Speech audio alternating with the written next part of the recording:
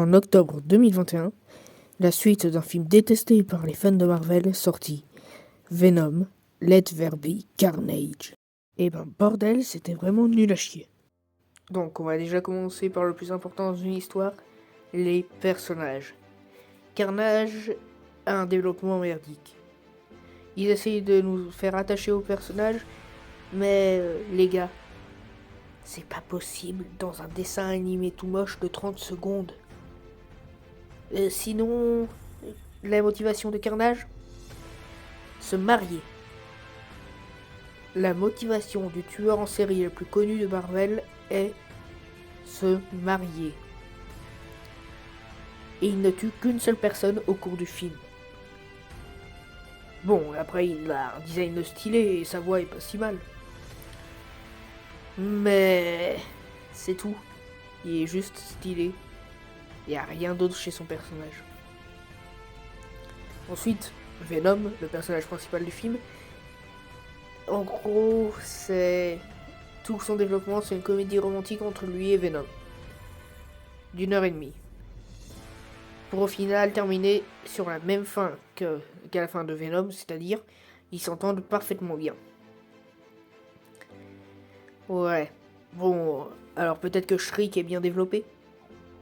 Non. Elle est juste méchante pour être méchante. Elle est juste méchante parce que son petit copain est méchant. Et parce qu'un policier lui a tiré une balle dans l'œil aussi. Ah bah non, elle était déjà méchante avant ça. Ah bah ouais, c'est vraiment de la merde son personnage. Sinon, Anne, l'ex-copine d'Eddie, n'a aucune personnalité. Le policier Patrick Mulligan n'a aucune personnalité. Et le copain de l'ex-copine d'Eddie, non plus. Il est juste là pour faire le comic relief, qui se fait tarter par Venom. Et d'ailleurs, en parlant de Venom, parlons de ce qu'il y a de plus chiant dans le film. Et l'un des trucs que j'aime le plus dans le film, ouais, c'est assez paradoxal, l'humour. Qui vraiment défonce les personnages. Genre Venom qui va dans une boîte de nuit, avec ce cliché du dessin animé de tout le monde croit que c'est juste un costume hyper bien fait.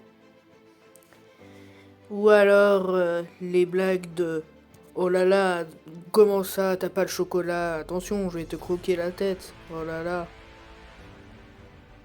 Ouais, bon, c'est vraiment pas du Shakespeare.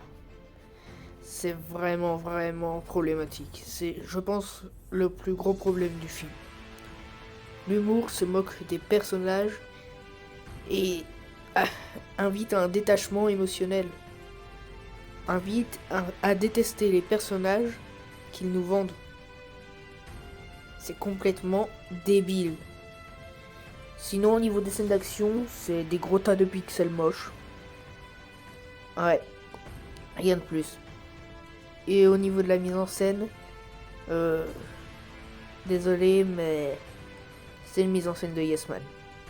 Aucune idée de mise en scène. Ouais, désolé. À part, je pense, maximum 3 ou 4 plans stylés dans le film, il n'y a rien. Mais franchement, c'est dommage parce qu'avec un bon réalisateur, le film aurait été vachement mieux. Mais Andy Serkis, le réalisateur du film, il est génial comme acteur, je dis pas le contraire. Mais c'est pas parce que t'es génial comme acteur que t'es génial comme réalisateur. C'est complètement débile. Sinon, il y a quoi d'autre? La musique. Et la musique est sympa, mais totalement oubliable. Et oh putain, j'allais oublier l'un des trucs les plus importants dans un film, le scénario. Une comédie romantique d'1 heure et une baston d'une demi-heure. Voilà, je vous ai résumé le film en quelques secondes. Bon, par où commencer? Le fait que c'est hyper cliché la séparation entre Venom et Eddie, mais ça j'en ai déjà parlé. Y a quoi d'autre? Les raccourcis scénaristiques du style Carnage qui se transforme ses doigts en clé USB ou en clé de voiture. Ouais, il fait vraiment ça. Ça fait vraiment peur. Et franchement, Carnage quoi. C'est censé être un minimum violent. Et le truc le plus violent c'est une décapitation qui a été censurée. Et enfin, le dernier problème du film, le rythme, qui ne laisse aucun développement pour les personnages, vu que le film dure 1h30 et qu'on doit mettre des scènes d'action. Putain. Le pire, c'est qu'il n'y a que 2 scènes d'action pendant tout le film. Et ils ont 5 personnages à développer. En 1h30. Moins les 2 scènes d'action qui mettent juste en pause l'histoire. Ouais, ça fait vraiment tâche. Et voilà le plus gros problème du film, c'est que tout le monde s'en fiche. Les acteurs s'en fichent totalement.